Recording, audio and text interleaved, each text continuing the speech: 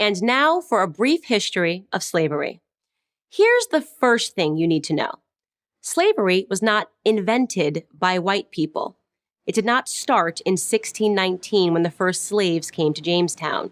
It existed before then. It did not start in 1492 when Columbus discovered the New World. In fact, when the intrepid explorer landed in the Bahamas, the native Taino tribe hoped that he would help them defeat their aggressive neighbors, the Caribs. The Caribs enslaved the Taino and, on occasion, served them for dinner. Slavery existed in Africa, Asia, and the Middle East. The word slave actually comes from the Slavs of Eastern Europe. Millions of them, all white by the way, were captured and enslaved by Muslims in the 9th century and later by the Ottoman Turks.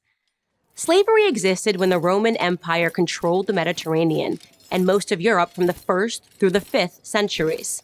Slavery existed when Alexander the Great conquered Persia in the 4th century BC. It was so common that Aristotle simply considered it natural. The slave-master model was just how the world operated in the great philosopher's day. Slavery existed during the time of the ancient Egyptians 5,000 years ago. As far back as we can go in human history, we find slavery. As renowned historian John Steele Gordon notes from time immemorial, slaves were a major item of commerce. As much as a third of the population of the ancient world was enslaved. Here's the second thing you need to know. White people were the first to formally put an end to slavery. In 1833, Britain was the first country in the history of the world to pass a Slavery Abolition Act. They were quickly followed by France, who in 1848 abolished slavery in her many colonies. Then, of course, came the 13th Amendment in the United States Constitution. After centuries of human slavery, white men led the world in putting an end to the abhorrent practice. That includes the 300,000 Union soldiers, overwhelmingly white, who died during the Civil War. Now, am I saying that this makes white people better than anyone else? Of course not. My purpose here is to simply tell the truth, and the truth is that human history is complicated. No one, regardless of skin color, stands guiltless.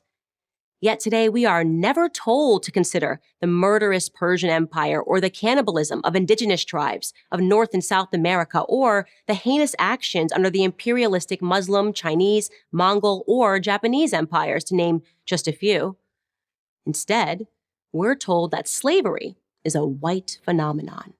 And like all persistent lies, this lie spawns a bunch of other lies. On social media, I come across extraordinary depictions about how Africans lived like pharaohs before Europeans came and laid waste to their paradise. I wish any of this were true, but it's not. It's a fantasy. The truth is that Africans were sold into slavery by other Black Africans, and in many cases, sold for items as trivial as gin and mirrors. Whites didn't go into the interior and round up the natives. They waited on the coast for their Black partners to bring them Black bodies. The stark reality is that our lives had very little value to our ancestors. Here's the third thing you need to know. If you think slavery is a relic of the past, you're wrong. There are some 700,000 slaves in Africa today, right now. That's the lowest estimate that I could find. Other sources say there are many more. For context, that's almost twice as many slaves as were ever brought to the United States.